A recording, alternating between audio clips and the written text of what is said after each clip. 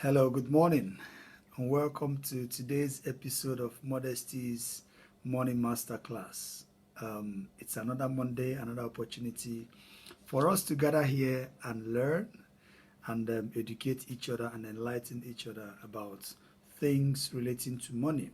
I remain your man, Iken Naume Zudike. I'm the director of Modesty's Financial Consultants Limited. We're a small financial consulting business based in Luton, United Kingdom. And the purpose of this every Monday is to help you improve your relationship with money. So that's why I do this every Monday. And I hope you've had a very good weekend because, yeah, my weekend was fantastic. I put a post on Facebook about my boy who went for his first league game with his football academy and they won. So it gave me an indication of what the Arsenal match was going to look like. So I'm thinking, yeah, my boy won, so Arsenal must win. So my team won last weekend. And so, as you can imagine, I am a happy man. I'm a happy fan. So, yeah, enough of the football thing, okay? So, sorry if I'm going over the board with my team, but I'm always happy whenever Arsenal wins because we've got to celebrate every success and every achievement. So today, I hope I'm going to give you something to cheer about, and I hope I'm going to give you something to celebrate as well. So we are continuing on the series on essentials of family finance. And this is episode number 44 of our Modesty's Money Masterclass. And in this episode, in continuation of this series, this is part 5 of the essentials of family finance that we've been talking about. And today we're going to be discussing investments as it relates to family finance. Investments. So we're going to be discussing investments, within the context of a family or household, or things that families and households has to be mindful of when they are making investments, or how and why they should be investing. So I hope you take note of this and apply that to your family finance. Because when you talk about family finance and people want to make sure their families are comfortable, one of the major ways you can do that is by investments. All right, one of the major ways to secure your family's financial future is via investments. We've talked about insurance, we've talked about savings, we've talked about budgeting and stuff like that. But investments is another very important part of your family finance, which you need to build into the equation of your family financial freedom plan.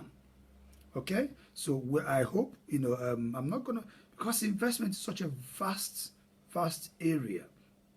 So I'm just gonna bring you a lot of the elements and ingredients that make up a sensible investment plan and just lay them into this one session. This one session is not enough to talk about everything as it relates to family investments or family investment plans. But I hope we have enough today to give you something to go home with. Because, make no mistakes about it.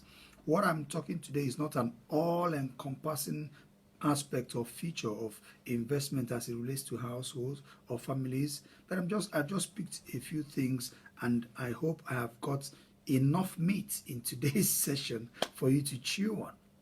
All right, so let's dive straight into this topic of investments as part of the essentials of family finance. First of all, before you go into any investments as a household, or before you invest on behalf of a family, or before the family decides what to do with their investment, what you need to ask yourself as a household, as a family is, why are we investing? Why am I even investing? What's my purpose? So here we'll talk about investment objectives and investment goals. What do you hope to achieve with these investments? Or do you just want to blindly dive into an investment without any goal, without any objective, without anything in mind that you would like to achieve? So your investment goals and objectives will be the first thing that you have to iron out. will be the first thing that you have to consider while you are investing. So there are certain reasons people would like to invest. For example, people might like to invest to build wealth. So wealth building might be one of the reasons that you want to go into investment.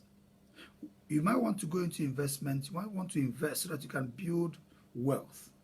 And building wealth basically means building some kind of hedge around you, so that if maybe you are an employee, you are a full-time employee, or you are in full-time employment, and you want to build wealth and build up wealth for yourself via the income that you're earning at the moment, and stock up some very good amount of wealth for yourself as a hedge and something to fall back on should your full-time employment not give you what you're looking for, or as something to basically build up so that it can replace your full-time employment, so that that wealth becomes something that you now rely on, and you use that wealth to live your life the way you want. But one thing about building wealth really is that people think a lot about building wealth, but they don't think too much about what to do with the wealth when they have built it up. Some people just amass wealth, amass wealth, amass wealth, and they don't even think about what am I going to do with this wealth when I built it. Yeah? So because you built up this wealth, and when you have built up this wealth, there has to be some kind of plan on what that wealth is meant to do for you. So that's something for you to think about. Not just saying, oh, I want to invest because I want to build wealth. Also think about what you want to do with that wealth. Do you want to use that wealth to support charity? Do you want to pass the wealth on to family? And that brings us into the second goals and objectives of investing: generational wealth and inheritance purposes. This could be another reason, another objective for investing as a family, that you want to have something to pass on to the next generation.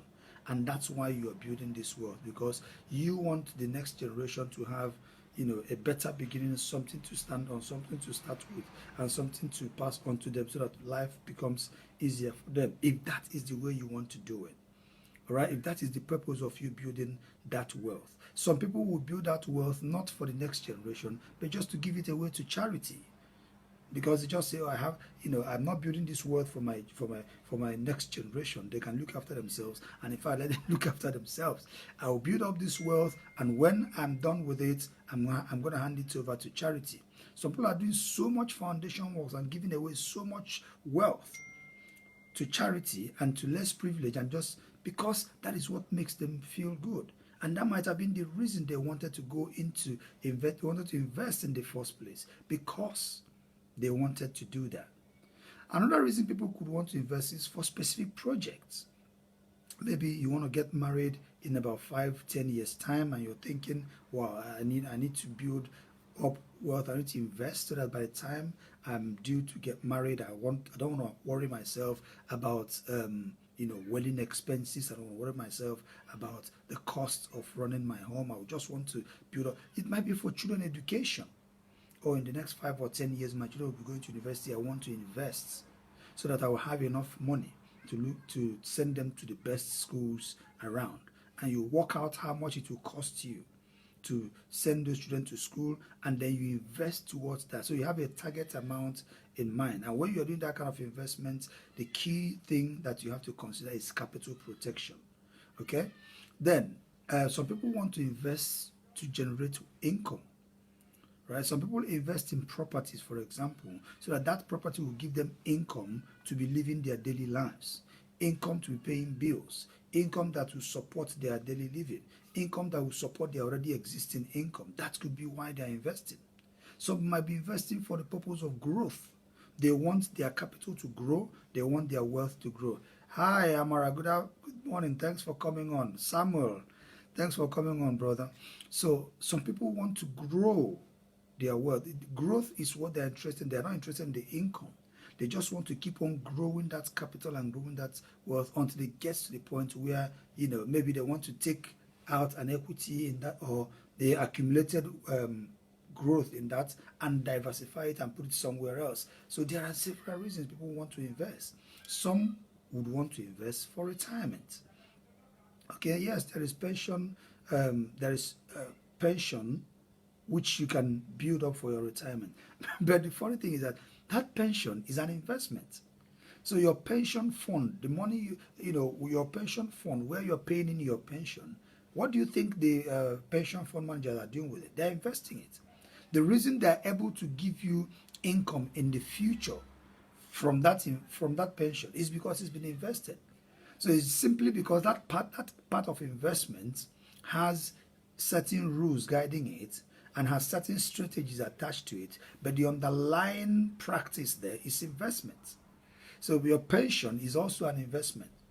But then, because it's a pension, there is a particular way of managing it, such that when you are getting close to your retirement age, the pension fund manager would minimize the level of risk that that fund is exposed to. While if it's just an investment for you, whether you are getting close to retirement or not, it's an investment. You just go full throttle until you don't want to take the money out, until you want to take the money out. Okay, so there wouldn't be that much attention to, when do we start reducing the amount of risk exposure to this fund, because it's an investment. So it might remain an adventurous investment fund for the life of that investment. So retirement could be another goal or objective you have in mind why you want to invest. So the key thing here, and the summary of it all, is the first thing you've got to do is identify why. What are your goals and your objectives for investments? Now, when you have identified why, as a family, you now have to decide between your how am I going to invest? What kind of investments? What kind of an investor am I? What kind of an investor am I? Now, I've broken this to two major types of investors, right? Active investor and a passive investor. Now, I'm going to start with a passive investor. You see, a passive investor is an investor that, you take this money, you pay it into an investment account. You are not responsible for deciding how that investment amount is allocated. You don't actively participate in managing that investment. So, somebody else is taking care of that investment. All you do is you just fund the investment. You are a passive investor because you don't make the decisions as to where that money is invested. So the weights of the full risk. Hi, Richard. Good morning. Thanks for coming on. Hi, Adam. Good morning. Thanks for coming on. The weight of the decision of that investment and its risks are not on you, because you're just a passive investor. You've done your research, you found this investment, and you think it's good enough. You just keep funding it, and then you move on with your life.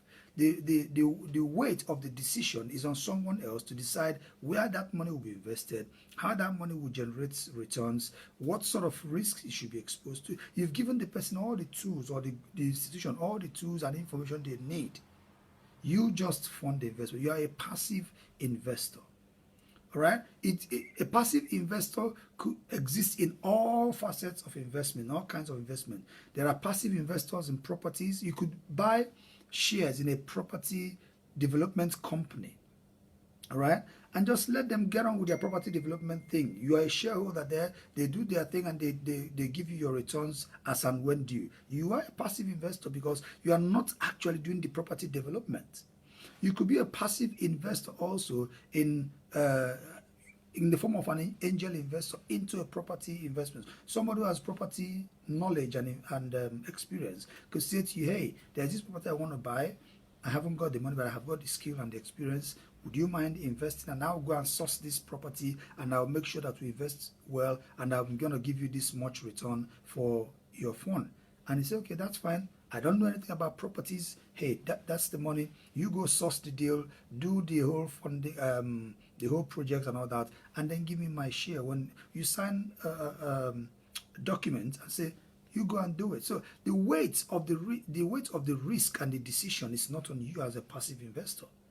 Even in stocks and shares and mutual funds, You know, if you're not actively deciding what stock to buy and what stock to sell, when to buy and when to sell, and you're not actively monitoring, you know, the market, the economy, monitoring every news, reacting to every information and all that, if you're not buying the business itself and then participating in running the business, for example, you are a passive investor. So passive investor is just the opposites of active investor. So everything I've explained that a passive investor does is what an active investor doesn't do. So the second type of investor is the active investor, the one who decides what shares to buy, when to sell, how to react to the market, how to react to the economy. You know, if you're a property investor, you are the one choosing which property to buy, how to renovate it, when to sell it, how to sell it, you are actively involved and you are always monitoring things. So you have to decide what type of investor you are, or what type of investor you would like to be. And I normally say to a lot of people, especially if you're starting up in investments, or if you're not very well knowledgeable in investment, if you're not financially sophisticated, you know, in investment, you're better off being a passive investor. Okay? And being a passive investor kind of takes the weight and the pressure off you a little bit and allows you to focus on other things, especially things that you know you're better at, and things that you know you are good at, and things that you know you can devote your time more to and achieve and become more productive in those things. You become a passive investor.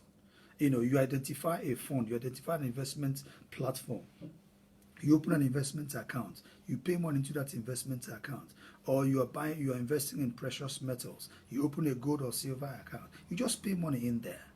You don't know, you don't care what happens tomorrow. You don't care how that money is invested. You put that money there and then you are moving on with your life. It then means that, you know, you have done what you need to do, and then focus on the things that you're doing and let the investment and the funds keep doing what they're doing. Because you're not actively involved in managing it. I mean, for sophisticated investors, people who are sophisticated financially and who have got the time, they can sit down every now and then and be monitoring the stocks and how the markets are reacting. They are sophisticated enough to do it. But if you are not in that category, if you haven't got the time, and especially if you haven't even got the funds or the resources, these sophisticated investors, some of them are very, very wealthy people. So one single move by them could give them so much wealth, and one single wrong move by them could also, destroy their whole wealth that they have built over time. So they are actively involved. These are people who actively buy businesses, and they're involved in running that business. They can invest in an upcoming company that is not even quoted on the stock exchange, and they get involved in managing that company. They can change the whole board of directors and all that. These are active investors. I'm giving that example. But for somebody who is starting up, do not bother yourself about being an active investor that much. Just start off with a passive investment. Okay? If you can identify a fund, just pay money into that fund. Let the fund managers manage those funds. Crack on with your lives. Don't bother about, even if the news is telling you, hey, you know, the whole market is crashing. The whole market is crashing today, and I'm going to sell. It's not your business. It's not for you to decide. You just move on. Because you have invested for the long term, you don't care what happens today, because you know that the investment is not for something that you just want to take back or liquidate tomorrow. Now, having decided what sort of investor you would like to be or you are, which hopefully maybe you have decided to be a passive investor, or even if you have chosen to be an active investor, fine, as long as you've got the technical know-how and the funds, fine. Right. There are investment factors that I would like you to be mindful of when you are making your family investment decisions. Okay? One of them is inflation. Never ever invest without considering the impact of inflation on your investments.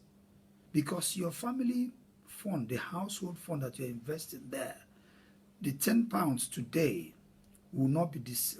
£10 today will not be equivalent to £10 in 5 years' time. Inflation would have wiped off some value of that £10. I'm going to give you an example. When I came to this country, newly, say in 2007, we used to be able to rent a double bedroom, just a room, as a student for less, about £250, a double bedroom. Could get a double bedroom for 200. That's about as at 2007. But now, a double bedroom costs about £400 to rent. Okay, that's just like standard here in Luton where I live. So you can see between 2007 and 2020, 13 years down the line, what £250 could get you at that time, it can no longer get you now. That's what inflation does. It wipes up the value of money. So what makes up for that inflation is the return on your investment. So if the returns on your investment is not matching up to the inflation rates, it means your net return on that investment is either less or negative or more.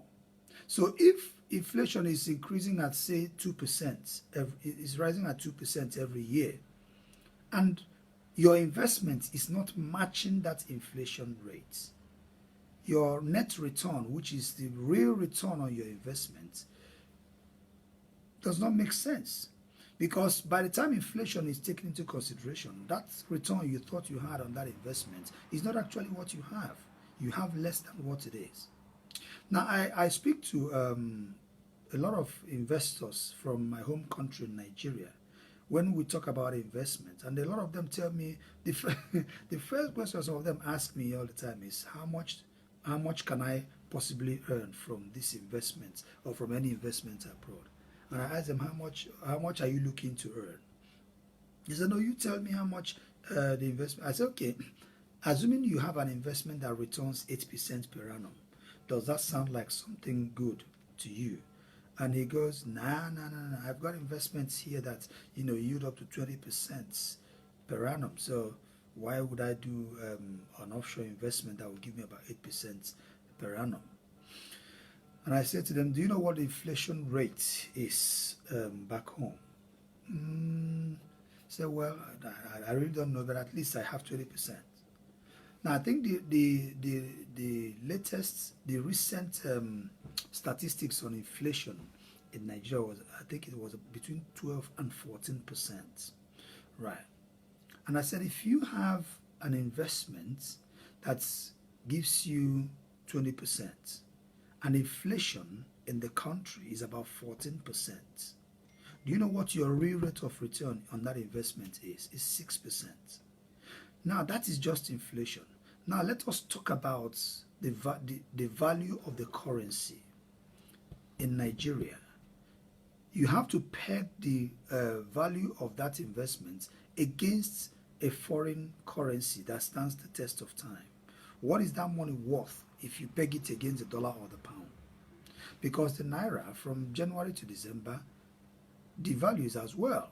So the value of the naira loses value by the end of the year, every year.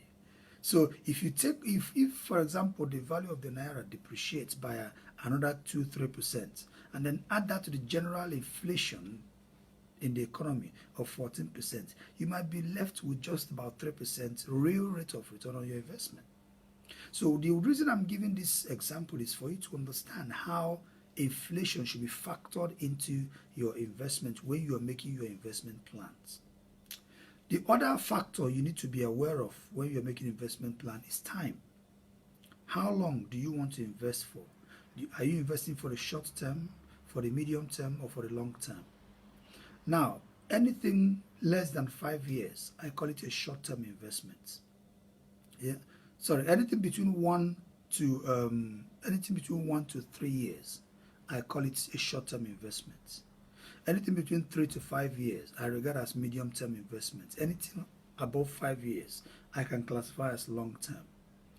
So, how long do you want to invest that money for? And you've got to be realistic about, because it all stems from why you are investing.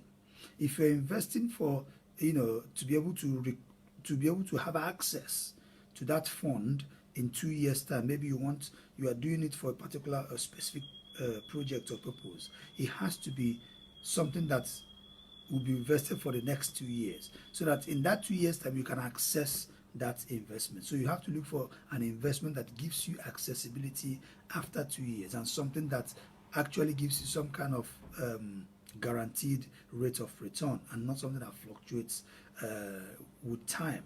So you've got to fashion out how long you want to invest for, and that will determine the class of assets that you're going to invest that fund in.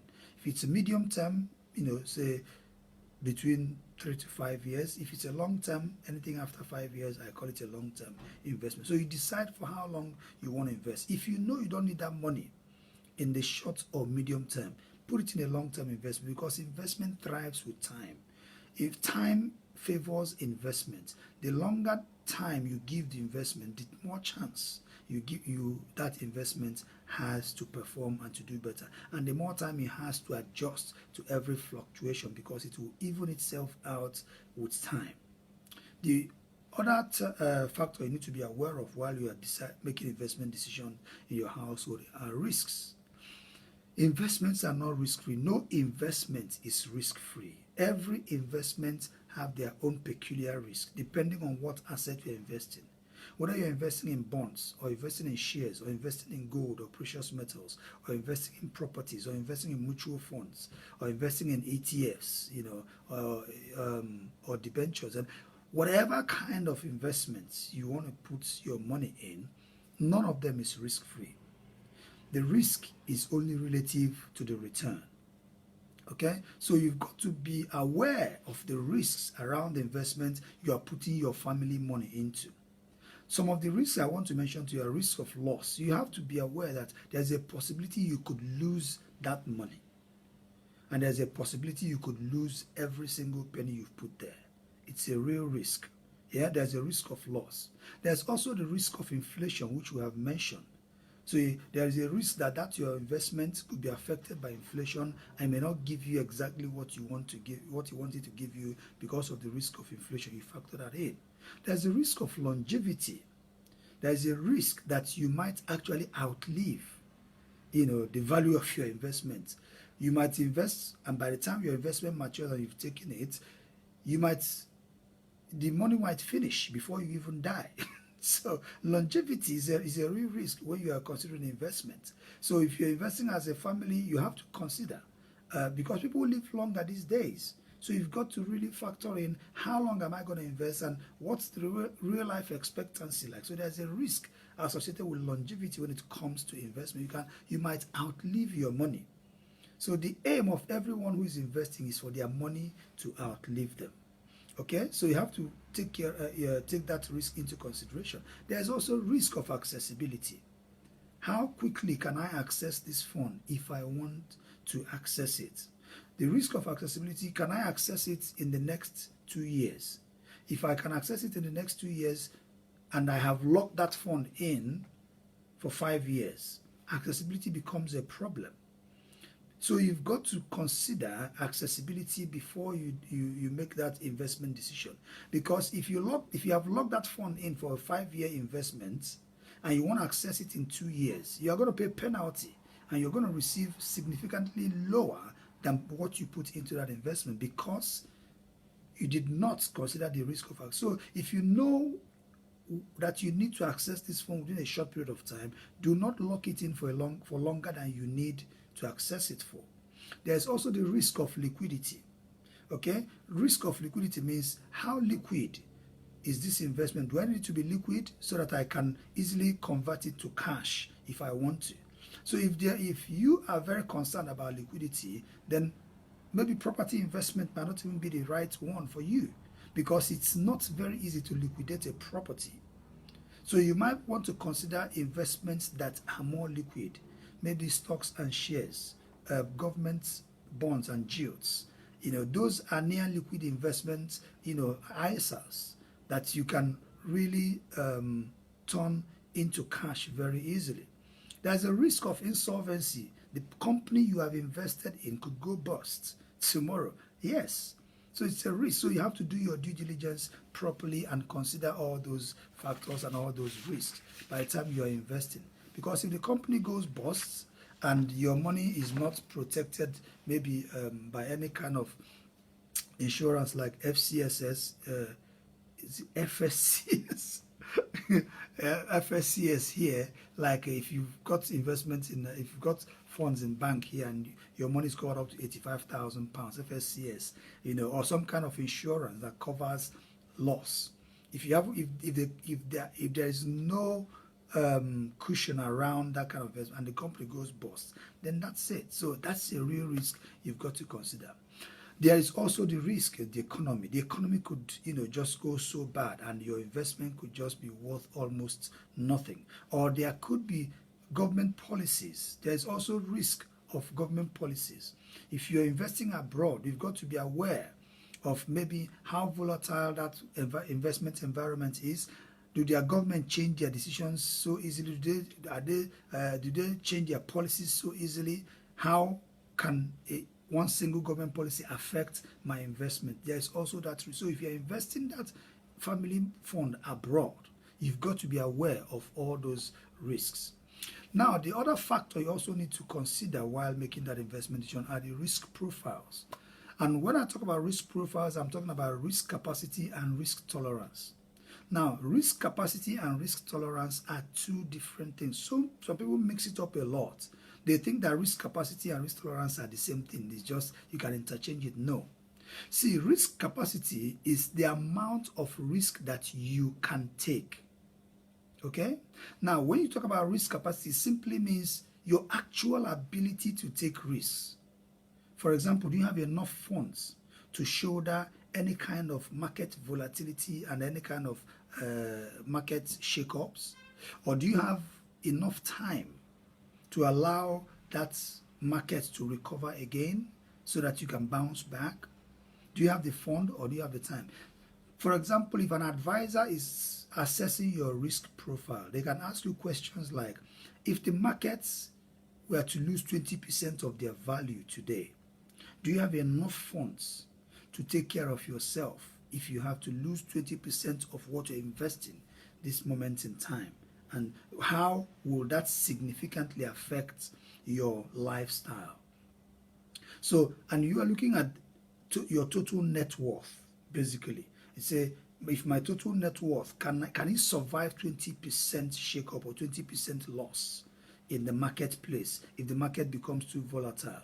That is risk capacity, right? Have you got the capacity? Have you got what it takes? How much risk can you take? How much risk can you absorb? If you lose 20% of this money you are investing here, will it significantly affect your family and your family lifestyle and your family and your household? That's what you have to assess as per risk capacity. Then risk tolerance is more like an emotional thing. Risk tolerance is how much risk would you want to take? How much risk would you want to take? It means, for example, again, I use the 20%. How would you feel? That's the way they'll put it. How would you feel if you lose 20% of this investment? Now, how would that make you feel? So this is not just about capacity, it's about emotional and psychological impact that the loss will have on you. Will it make you feel terrible? Or will you just shrug it off and say, well, it's what it is? Or will you lose sleep because you've lost 20% of this money? How emotionally, how are you going to receive that loss emotionally? That is risk tolerance. So in assessing your risk profile, you must have to determine where you stand, your risk capacity and your risk tolerance. So if you know that investing this money, this household money, in this particular investment, and you lose maybe 20 or 30 or even 30% of it, that is going to significantly affect your family lifestyle. What you need to do is to invest less than what you know will affect your family lifestyle, so that even if you lose 20 or 30% of that, your family lifestyle can still go on. You know, you're not going to go hungry. You're not going to be kicked out of your home. You're not going to live without electricity and gas. You're not going to, lose so much in terms of the quality of life.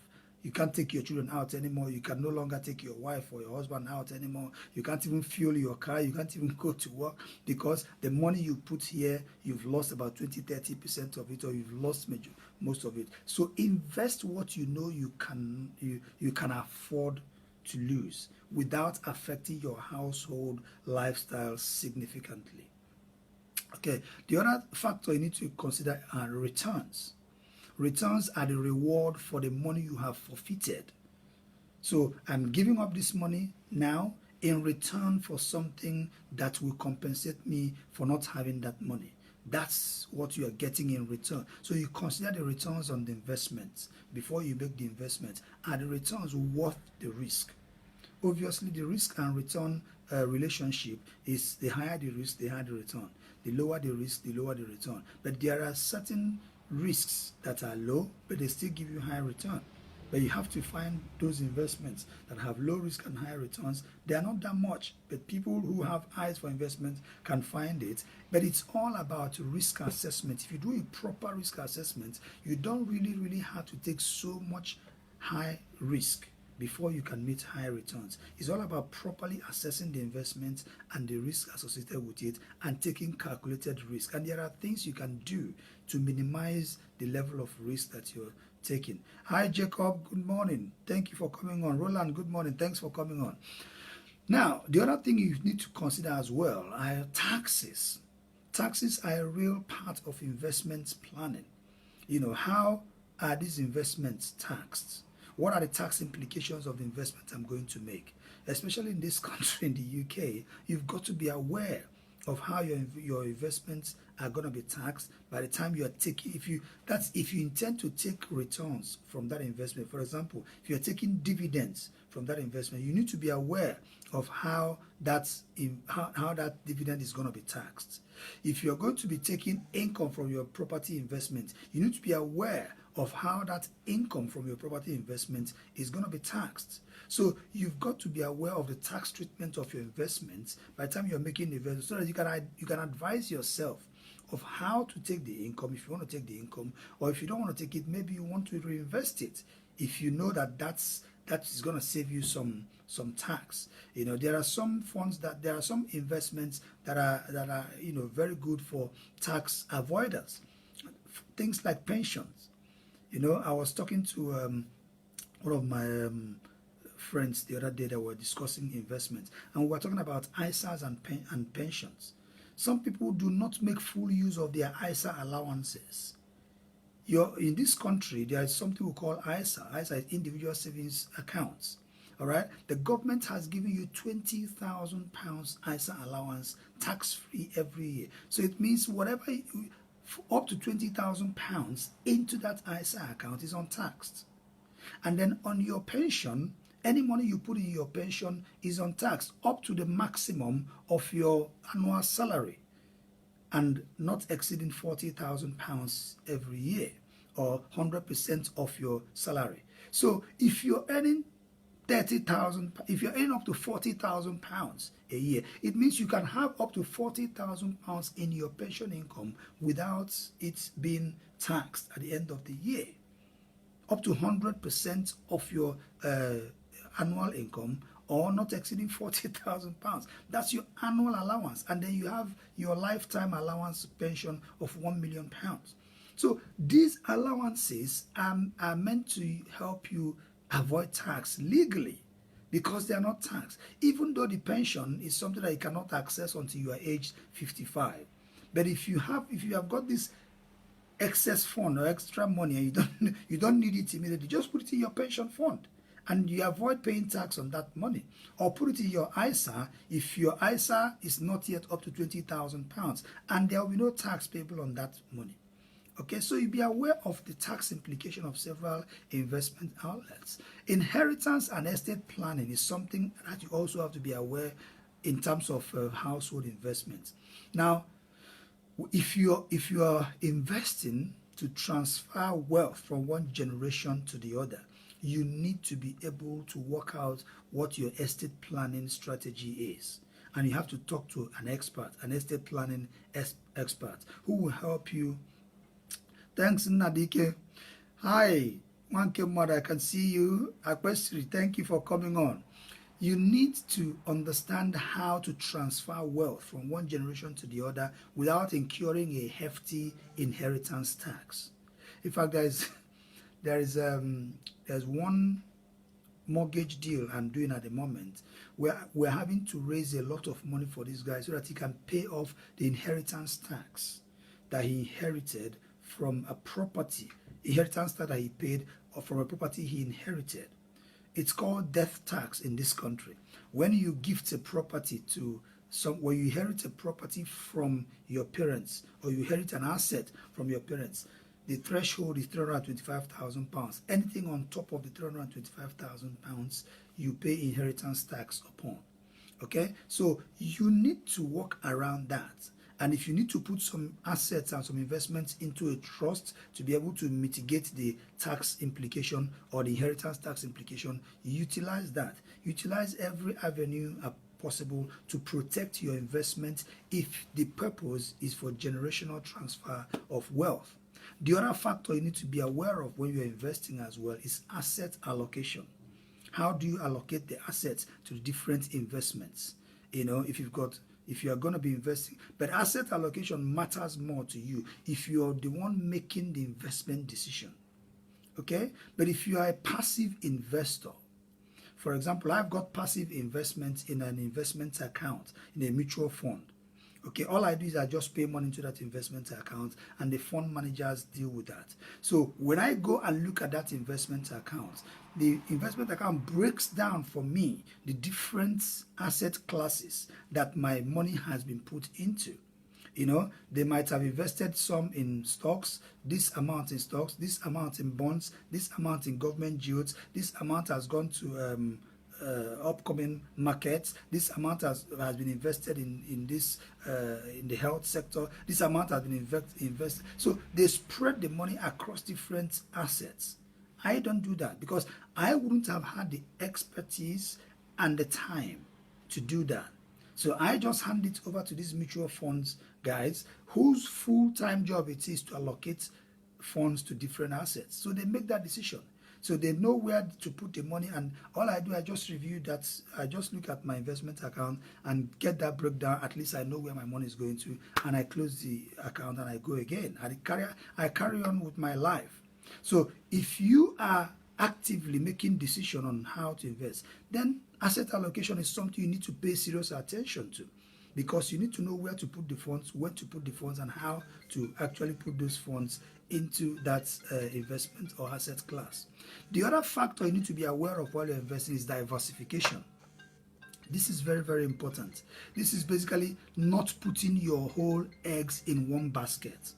As an investor, if you do not imbibe the culture of diversification, you are exposing your investment to enormous risks.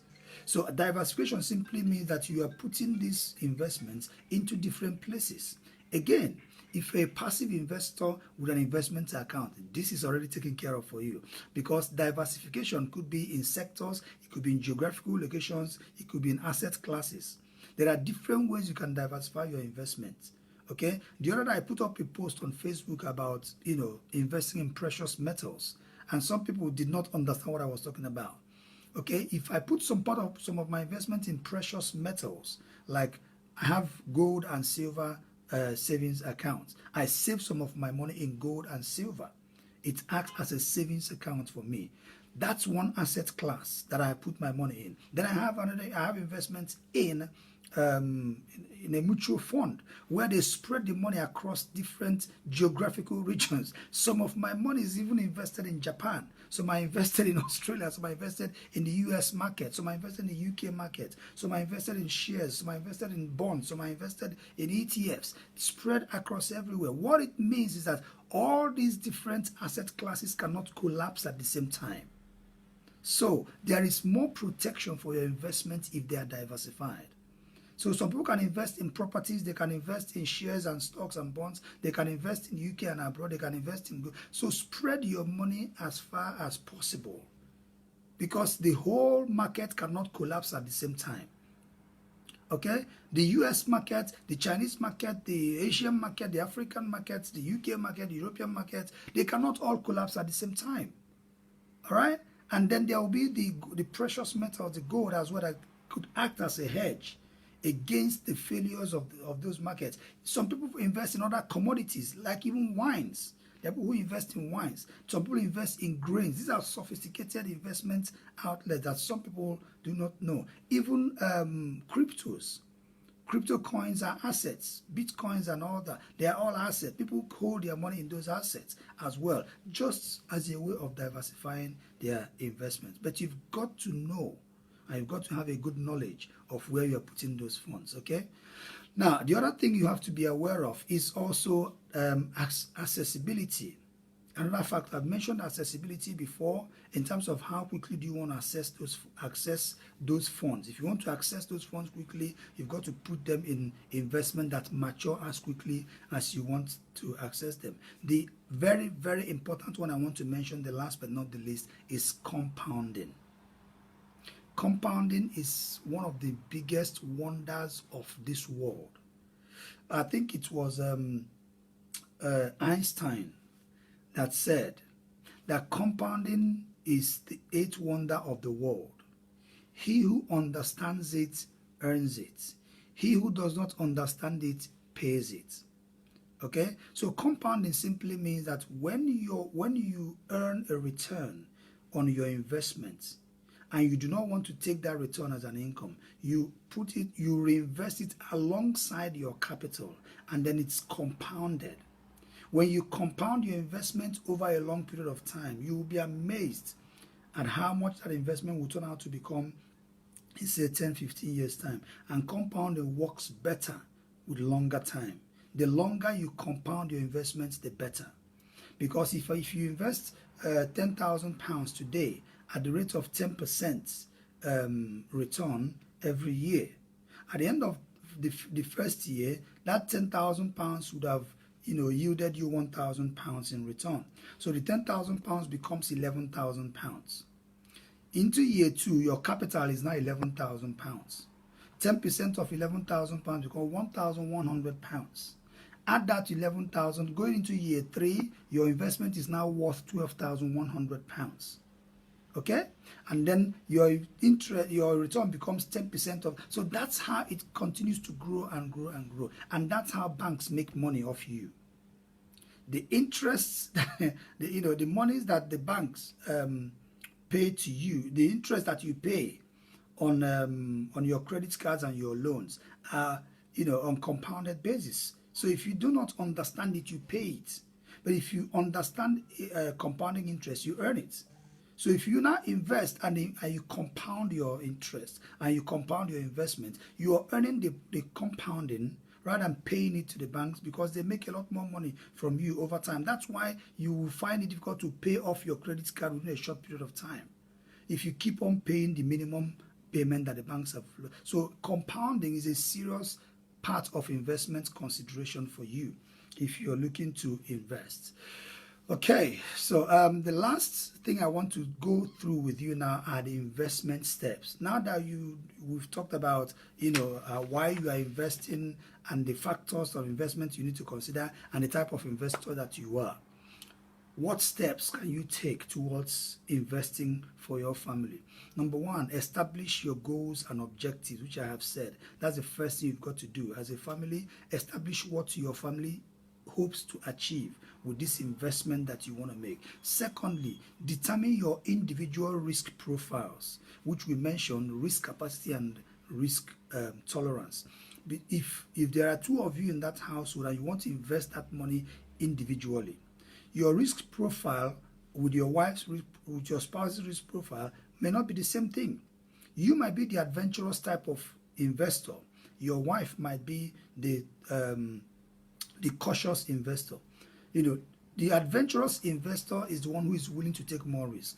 The cautious investor is the one who is willing to take less risk. So the adventurous investor does not mind losing money in the interim, but hopefully gaining some other time. The cautious investor is more concerned about protecting capital. Even if the returns are little, I don't mind, but let me just get the little return, but I don't want to lose my. The adventurous investor is more willing to take more risk, put more capital in return for bigger returns. That's fine. So you work out your risk profiles and your risk tolerance and how the family is going to react to any loss, and how any loss is going to affect the family, how your emotional how you react emotionally to losses in investments, or if anything goes wrong. When you work out these things, you will now decide how each of you are going to invest. If you're going to invest together, you're going to take in, it means you have to spread that investment out to accommodate different risk profiles.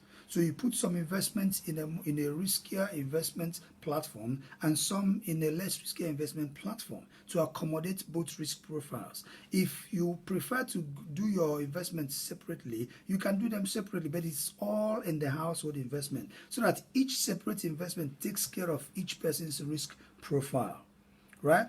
But then it has to be done as a team. It has to be done like a household thing, but you can monitor the investments individually and separately, even though you're doing them together, but they are being executed independently. Number 3 is choose the investment method. Do you want to invest actively or do you want to invest passively? As a family or as a household, you choose how that family investment has to be done, whether it's going to be done passively or it's going to be done actively. My family investment is done on a passive note. I am not actively involved in some of the things. There are investments that I actively take active part in. But when it comes to the financial investments on platforms, I leave it for the experts to do. The fund managers do that. And when I want to invest in properties, I become actively involved in property investments because I have passion for property investment. I just want to, I enjoy getting involved in property. There are people who enjoy being involved. They just don't want to sit on the side. So I'm not saying that active investors or active investment is a bad approach. No. There are people who want to be involved in the thing, just to be in the game. They want to know what's going on. They want to be part of what's going on. That's fine. If that's who you are, that's who you are. We can't change it. But if you haven't got the time or that kind of zeal or that kind of interest, just do a passive investment and move on. Number 4, right? Decide how long you want to invest for. Short, medium, or long term. Okay? Any money you don't need for the next 5 years, put it in a long-term investment. Any money you need within 3 to 5 years, put it in a medium-term investment. Any money you need between 1 to 3 years, put it in a short-term investment. It's that simple. Then decide how much to invest. Go through your family income and your family finance and find out how much is our income, how much can we afford to be investing on a regular basis. Right? So decide how much you want to invest, whether you're investing a lump sum or you're investing on a regular basis. Decide how much you want to invest, partly lump sum and partly regular investment. So if you've got a lump sum that you want to invest, spread out the lump sum such that the risk will be diversified. Okay? Now, the next thing you have to do is to choose the investment platform. Do you want to invest on a platform where the fund managers will manage the funds, or you want to invest on a platform where you have to pick the investments yourself and the assets yourself and build the portfolio yourself, or you want to just invest in properties? If that's the platform you want to invest, that properties is your thing, and that's fine. The client I was talking to the other day said he wanted to invest in such a way that in the next 2 years or less, he can pull that money out and put it in an investment. And we discussed various options, and I said to him, because you want to access this money in the short term, I will not suggest you put the money in any long-term investment. Just look for investment that are near liquid, where you can access it and turn it into cash very quickly in the next. And we are looking at things like ISAs and all that. I said, yeah, that's basically what you need to do, because you need this money to be liquid, and capital protection is of essence to you. I had a client I was talking to the other day as well who told me in plain terms, I would like to invest so that I can have enough money to send my children to the best schools abroad in the next 5 years. It couldn't be any clearer. In fact, when people have that level of clarity in their investment targets and goals, I love it, because it makes it very easy for us to know how to fashion and package things for them to meet that. And I sat down with this guy, we worked out how much he would need in the next 5 years to be able to send his 3 children to school abroad. We worked out what potentially, and factoring also inflation and all that. And we said, okay, this is how much you might be needing in the next 5 years. Now let's work towards the 5-year period. How much returns would you need on average to be earning to be able to hit that? So how much capital would you need to invest now? And then bearing in mind that the returns are going to be compounded in 5 years' time to achieve that. That's it. Simple. He has a clear-cut goal and objective and how he wants to go about his investment journey. And it pays off if you do it like that. The other thing you need to do, the next step you need to do when you have chosen your investment platform, you now do the asset allocation. I have talked about asset allocation. You now choose which assets and how much you apportion to every asset. How much am I putting into shares? How much into bonds? How much into ETFs? How much am I putting into property investment? If I'm gonna invest in other assets like gold and cryptos, how much am I gonna put in there? That makes up your investment portfolio and make your investment portfolio very colorful. It's colorful when it has different aspects and different asset classes in it. It makes it more colorful and it gives it a more diversified and protected approach. The next step is to set up the investment account and automate it. Right? Set up investment account and automate it. Make sure that you automate your investment account. Every month, a certain amount should be leaving your account into your investment account. Every month, I'm committing this much into this investment account. That is automation, because if you don't automate it, you might end up spending that money. If you know you are not that financially disciplined enough and you cannot trust yourself that much, automate the investment account. Standing order or direct debits set up to be funding your investment account every now and then. And if you're doing that, even with your pension arrangement, set up your pension and automate it, so that if you are self-employed like myself, automate your pension so that every month you are paying something into your pension account. Therefore, once that money leaves your account, you can't have it anymore because it's gone. It's gone. So it means that you cannot condition yourself to live within those ones that are available in your account, because the one that's gone, it's gone. And then the next step is, when you set up that investment account, review your investments infrequently unless you are investing actively. Okay, so this might go against some of the norms you'll be hearing, where people say, oh, there should be regular review of your investments. Review it infrequently, because to be honest with you, if you're a passive investor and you are paying so much attention to the market, to the news, to the media, and to everything, every information that goes into your head, and every time you're on the computer checking your investment account, you could make some panicky decisions.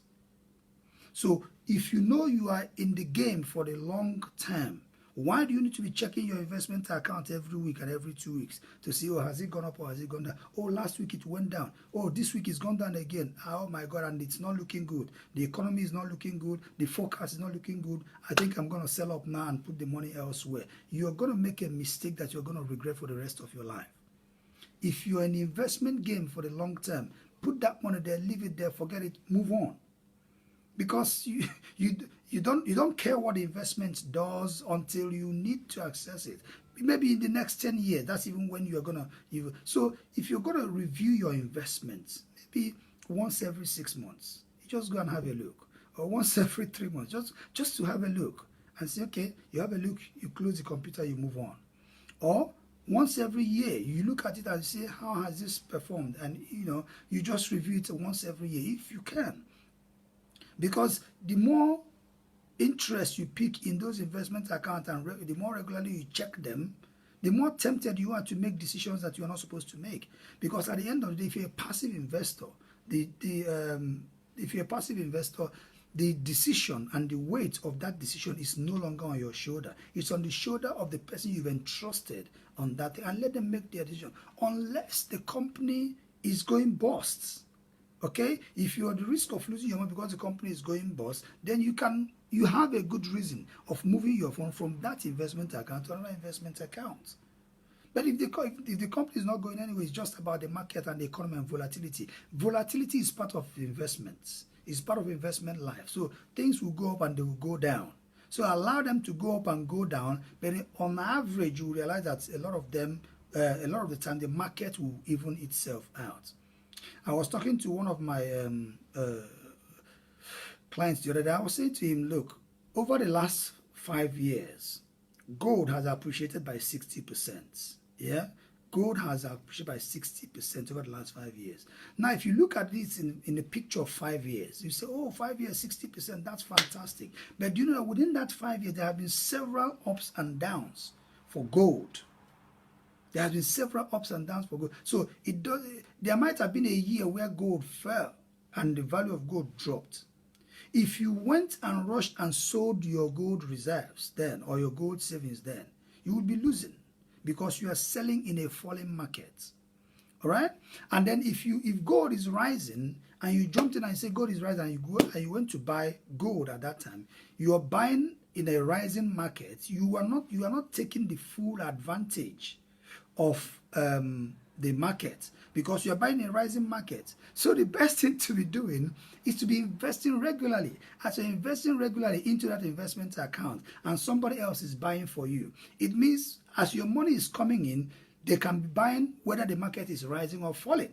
So some of the assets you are buying in a rising market. Some of the ones you are buying in a falling market. So at the end of the day, they all even themselves out, because you are just putting that money there and you are not selling. The only time you lose money in an investment is when you sell. If you don't sell, you don't lose anything.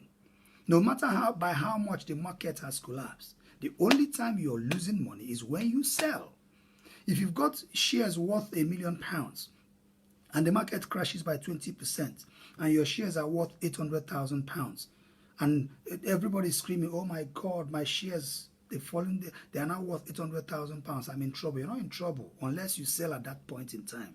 If you sell those shares, then you are realizing £800,000, so you are losing.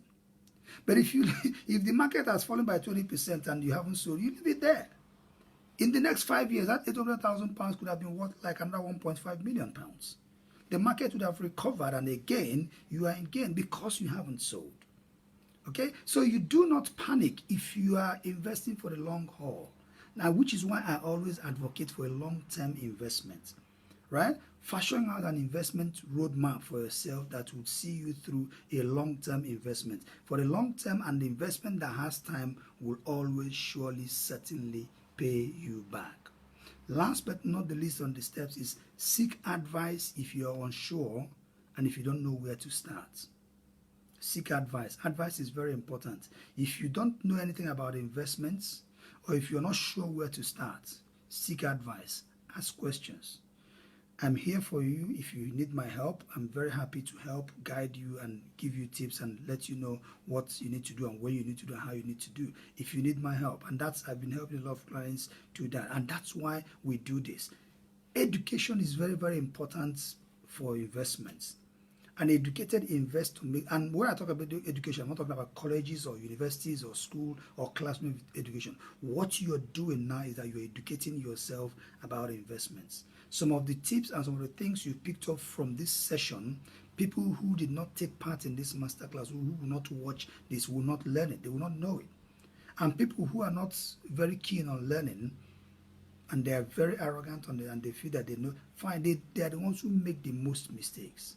Yeah, but keep on learning. I learn every single day. I listen to podcasts, I read books, I read articles. I make sure that I update my knowledge on finance and investment because I want to keep on learning. So investments and education, they go hand in hand. Get educated, get advice, seek to read books and articles that has to do with investments. When you hear investment professionals talk, stop and listen. Yeah, sometimes some people say, "Oh, your videos sometimes they are too long," and it's because it's educative. I don't know how. I've tried to reduce, but sometimes the things that I need to offer are just too much, and I have to make sure that my audience gets value. So sometimes my videos might be longer than you would like them to be, but if you take your time to sit down and watch them and listen to them, it's worth your time.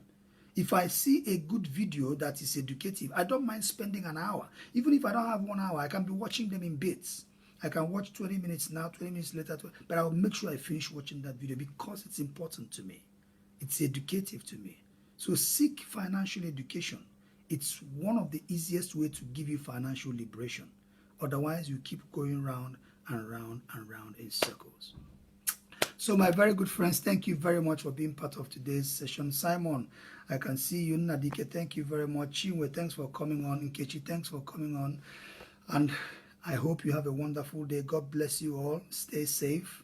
And please, please, please make wise investment decisions and apply this knowledge. That is the only way it becomes useful to you.